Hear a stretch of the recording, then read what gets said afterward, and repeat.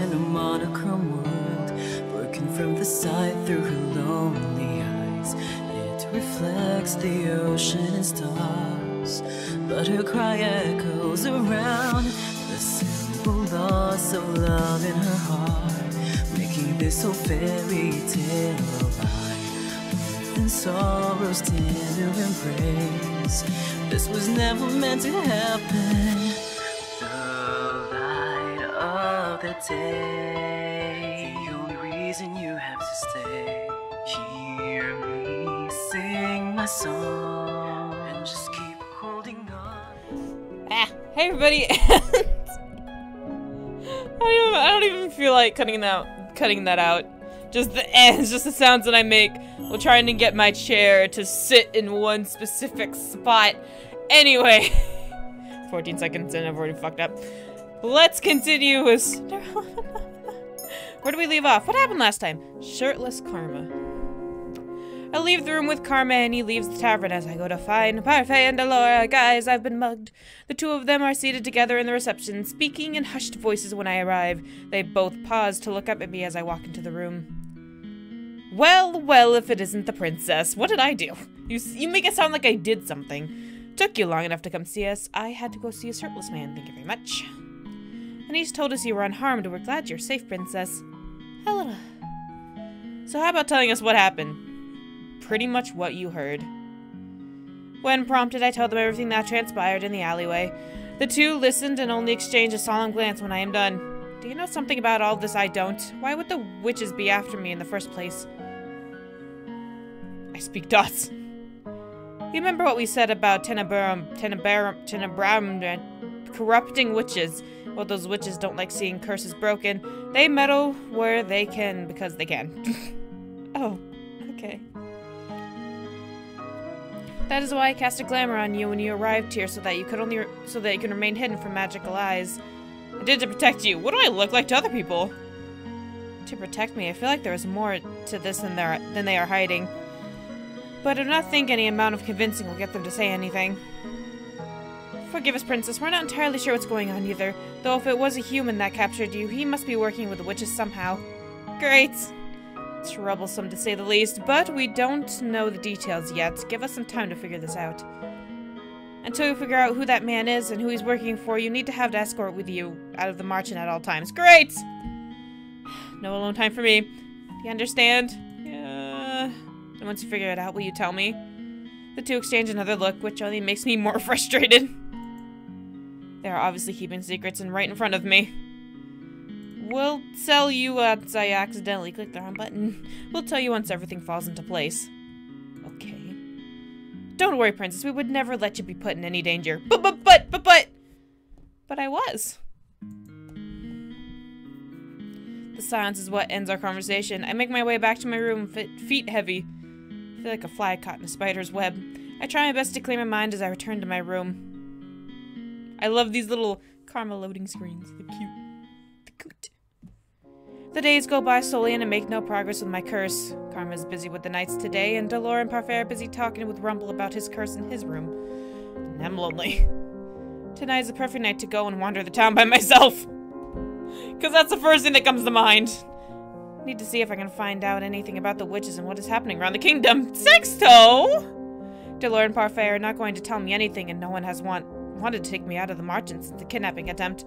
These thoughts spiral helplessly in my mind as I sit at a table. I have just finished working for the day and the activity in the margin is beginning to wind down. Garland stands at the door as the last few customers leave the margin. Jurienne is walking around the room to make sure that there is no problems. Hi guys! Out of the corner of my eye, I notice two men pause halfway across the room to glance back at her. I can overhear their words from where I am. Shame that she's a knight, eh? She's the proud type, too proud to let a man dote on her. Bleeding shame, isn't it? Indeed. I don't know where "isn't it" came from. Do you think if I tried saying something to her? You two. Grrr. Protective puppy mode.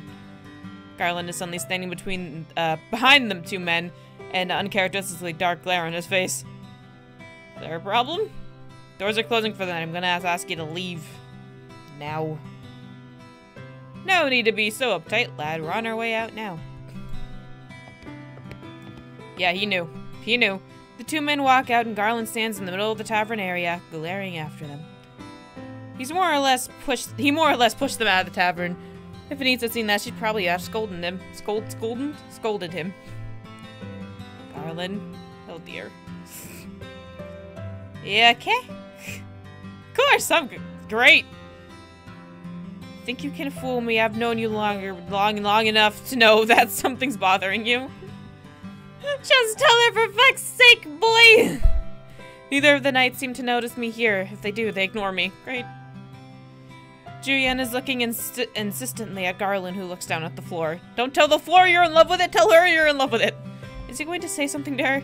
God, please do. Garland says nothing, though. He looks at a loss for words. Finally, Julian reaches out and pokes his shoulder. He looks up startled. Still the same as always, a silent, watchful knight. Come on! Only says things with certainty when he knows they're the truth. Even the princess is waiting for you to say something. Both the knights turn to look at me and Garland seems surprised. I raise an eyebrow at him and he hurriedly looks away. I know you! I know you! Patrol is starting soon. I'll head out first. Okay, stay safe. Garland nods at her with a little smile before he leaves the tavern. Going to sleep soon, princess? Nah, man, I'm planning on sneaking out. I was just gonna head up. I stand up to get ready to move to my room, but stop once more to look at Jurian. Did you hear what those men were saying? Oh, about me too proud or something? So she did hear them, but chose not to say anything. It doesn't bother me. They're right. I've been independent for a long time, and I would never think about pledging my safety to a man I barely know. I can take care of myself. Blunt and to the point. Julian was really admired for that honesty in the palace. The only other men I've trusted were my fellow knights. Garland most of all, since we've always been partners. She did not explain any further. I decide that it's for the better. The sooner everyone is cleared out, the sooner I can leave the Martian. Yep. Tonight's the night I'll go looking for answers. But are we just gonna ignore what just happened? Are we gonna... Okay. I guess we're gonna... Sorry, Karma. But I can handle myself. No, you can't! I'm going to prove it tonight. I may not be able to fight. Yep. But I can still be cautious enough not to land myself into trouble. I still do not happen to hear much of anything as I'm exploring the town tonight. I should have brought along some kind of weapon. But then I would have to steal a knife from the kitchen. I'm not a thief. Borrow. You'd bring it back? Hours pass before I pass a tavern filled with knights. Pass a tavern? Yes. Deciding that I will at least listen to what is happening at the palace, I linger by the open door and listen to what the men are saying. I hear that young Fritz is having a hard time of it. Oh no! I feel bad for the lad, even Sir Alcaster thinks he's gone mad. What? What? Well, he does keep talking about a princess that doesn't exist. He knows me! Oh, that's sweet. Fritz still remembers me, but how? Even his father is growing wary of his babbling. Ouch. Sir Mithras forced him on a break the other day. He didn't seem happy. Well, Sir Mithras must think he's crazy too, poor Fritz. Oh boy. Can you keep a secret? The knights look at each other and I lean as close as I possibly can. Apparently the boy spoke some truth. Though Sir Alcaster doesn't quite believe it, he's looking for the daughter of a previous queen. That witch had a daughter? Previous queen? Are they talking about my mother? How dare they call her a witch? Apparently she did, though. I don't even remember such a girl. This is top secret stuff. I just happened to wrestle this out of one of the lackeys looking for her. What would Sir Alcaster need of this girl for? I'm assuming she's dangerous and that they want to get rid of her. Oh. Are they talking about me? No, not at all. I'm curious, how are we supposed to find an imaginary princess anyway? Does she have any features? Aye, they described her features. The last maid who went looking for her said she wore a special pendant around her neck. That's all you got? I should get out of here. I turn to leave the tavern, but my cloak snags on the door and falls to the floor. Great! Tripping me up in the process. I end up falling halfway into the tavern where the chatter abruptly stops. Is this... Oh, a lady. Nope, nope. The knights that were talking approach me. One of them pick up my cloak. I attempt to grab my cloak from the fingers, but they pull it away from me and I stumble into one of them. Madame. He moves to take my hand and then he stops when he sees my face. Her face! And a necklace! You think she was spying on us? No! Witch! What? One of the knights grabbed me by the wrist. This is such a brilliant idea. And pulls me towards him. He is far stronger than the man in the alleyway was. Unhand me right now! I am no witch. Then there should be no problem. We're just going to take you in, and if there's some big misunderstanding, we'll repair you ourselves, miss. Let me go! This behavior is not fitting of a knight. Oh. Oh. Oh. Well. Well. I wonder. Are we gonna fight back? God, I really hope not, because that didn't go well last time. Gimme. Gimme. Okay. Scroll down now so I don't see a picture. Try to convince them. Okay, I'll do that. Guys, it's just a misunderstanding we got here, okay? We can all just be friends. Fighting back is useless when I'm outnumbered. I have to try convincing them that I'm not who they think that I am. Oh god. You're mistaken, sir, as I happened to overhear your conversation and assuming I am some imaginary princess is unreasonable.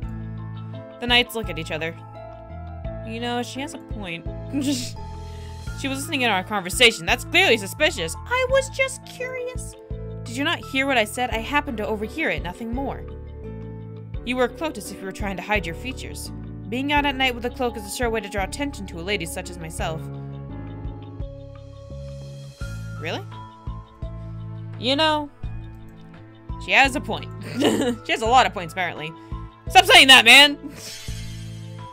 Then, ma'am, there should be no problem with us taking you back to the palace. If we are mistaken, we'll clear up the misunderstanding and pay you handsomely. Come on, let's take her to the palace. Oh, off we go. The knights lead me out onto the empty streets. Why did I have to be so stubborn? Why'd you have to come out in the first place? The knights continue pulling me down the path until we come to a narrow street. Everyone who sees us walks away to avoid the knights. There's fear in their eyes. I have done nothing wrong. Ma'am, if it makes you feel any better, we're risking our rank on this as well. No, it doesn't. I honestly don't give a shit. I don't know. I'm suspicious of... Who goes there? What? Karma? Yep. Doggy, it's Karma! I don't know why you're barking. I look up and notice Karma's familiar figure walking towards us. A man. What is he doing here? Why isn't he in his disguise? Because he's gotta be the hero. He's gotta be a man to be the... That was so sexist of me. That's not what I meant. To be the hero in his story, he has to be his man self. There we go. Of course, last time he was a woman. And he totally smashed it. So I guess... Be in a dress. Go ahead. Gentlemen, I ask you to unhand that woman as a knight. What? I would be ashamed to be seen treating a lady so terribly. Oh. He looks really short just compared to other people. Who are you? We're married now, can't you see? Her husband. Is what now? Unhand her, gentlemen, or taste my blade. Sir, we're just going to take her to the palace to... I will give you on the count of 3. Don't make me get down to 3, boys. One knight keeps his grip on me as the other draws his sword. I stare at Karma, who continues to count, though the knight attacks him before his sword leaves his sheath. Karma and the knight trade blows, but it is Karma that comes out victorious, obviously. His blade slides past the knight's shoulder, distracting him enough to give Karma the opening he needs. Karma reaches back with his free hand to knock the knight out with a blow of his hand. It may just be my imagination, but for a few months Yes, for a few months. For a few moments, I think I see the knight's blade glimmer across the surface of Karma's hand before he falls. You wanna try me?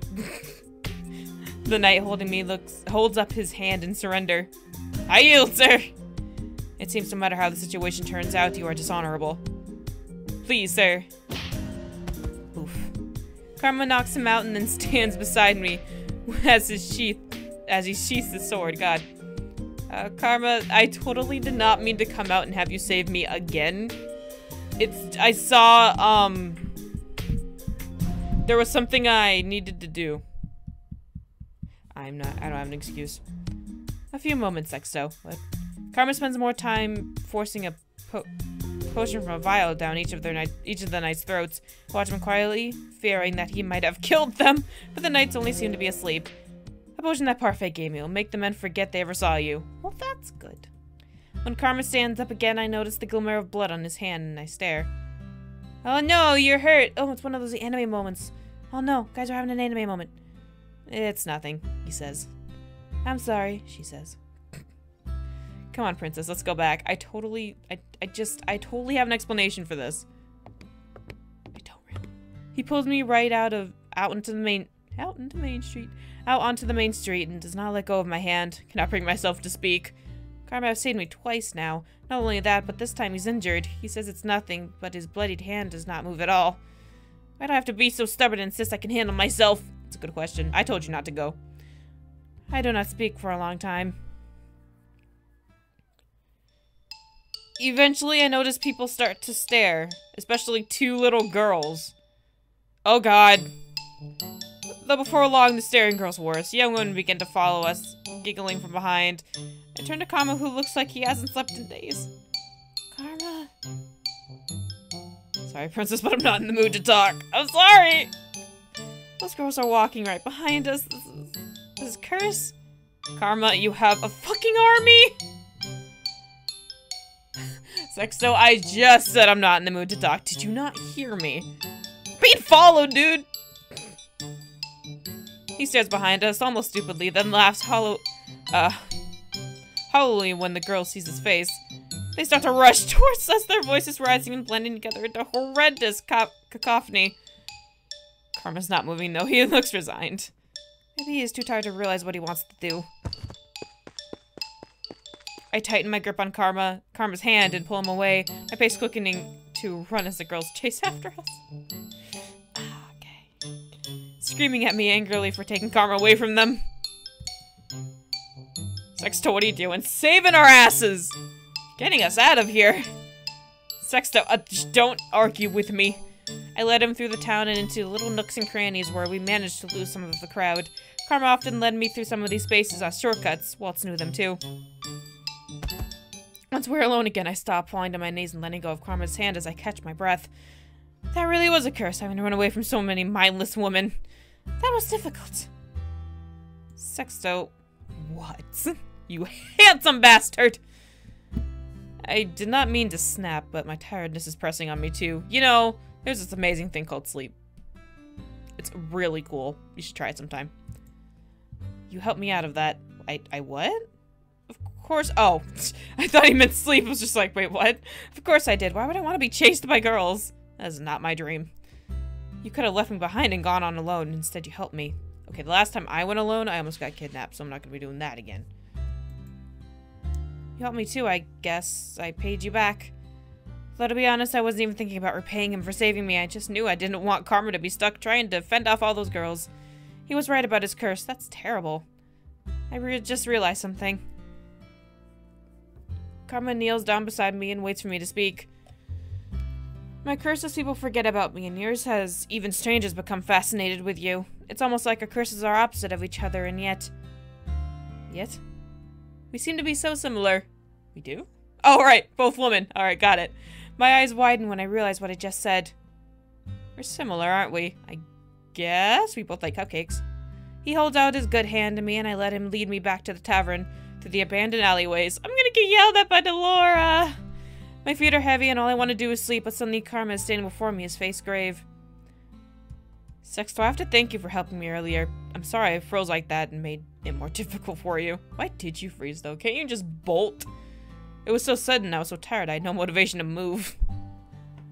Shouldn't I be thanking you? I'll accept your thanks, even though I wish you didn't have to thank me in the first place. You should not have gone out on your own when you knew how dangerous it could be for you. Well, I'm Sexto, I'm not that smart. No Sextos are that smart. I am sorry. I accept your apology too, because I lost sleep over this. How did you? Also, question. I gotta find out next time, but are his fingernails painted when he's a woman? Because for some reason I'm noticing his fingernails. I don't know why. I have no words for how I feel right now. Princess. Oh. Ow! No. Come back. Thank you. It's so sweet. Yay. Karma reaches for my hand again this time. He holds it up and kisses the back of it. Or the knuckles. Suddenly all my tiredness falls away. You really are a handful. Yup. But a delightful handful. I'm going to bandage this hand and then rest. Speak later about this. Oh god. We'll talk about later. Yeah. But the bleeding stopped on its own, Sexto, but it does need to be treated. Don't worry, it'll be fine. You sure? As sure as I can be. I don't lie, not even for the sake of a pretty lady. Aww. Yeah. Karma lets my hand go as soon as we enter the march and then bows politely to me before heading back to his room. Watch him go, my mind whirling. When she gets red, she gets red. Holy shit. Does he usually kiss women's hands? No, I don't think so.